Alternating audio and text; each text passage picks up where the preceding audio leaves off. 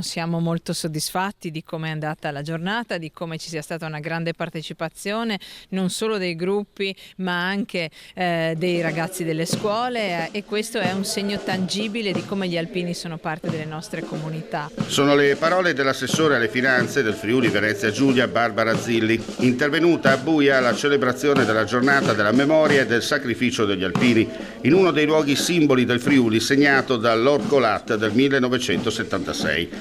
Nel contesto ricordata anche la figura di Giuseppe Zamberletti, a 7 anni dalla sua scomparsa, commissario straordinario nominato dal governo durante l'emergenza e la ricostruzione post-sisma. Noi tra l'altro intitoleremo la sala del Consiglio che è stata rinnovata, riqualificata, la intitoleremo proprio all'onorevole Giuseppe Zamberletti che tanto ha fatto per la nostra comunità.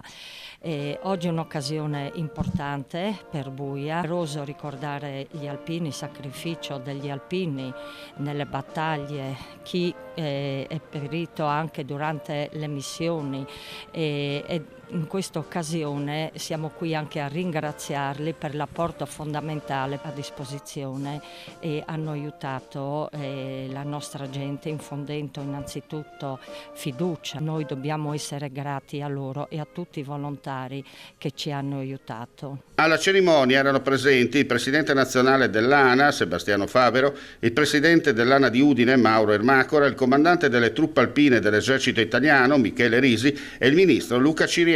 Gli alpini e la storia degli alpini e la storia del Friuli sono la stessa cosa, sono gli stessi i valori che legano generosità al turismo, capacità di riprendersi, di rialzarsi dopo la sconfitta, eroismo, sacrificio fino all'eroismo. Gli alpini hanno dato una mano determinante per la ricostruzione del Friuli. Il modello Friuli è il legame che unisce questa terra agli alpini, un ruolo, quello delle penne nere in arma e in congedo, sempre vivo e mai domo. Campi di lavoro che sono stati costituiti qui in Friuli dalle nostre sezioni sono stati il segno, il primo vero segno di una solidarietà che non si è fermata al momento dell'emergenza, ma che ha dovuto essere insieme nella fase di ricostruzione. Ciò che facciamo ancora oggi, in tutti gli avvenimenti in cui interveniamo, in tutte le calamità in cui interveniamo, gli alpini rimangono lì a dare una mano a chi ha bisogno.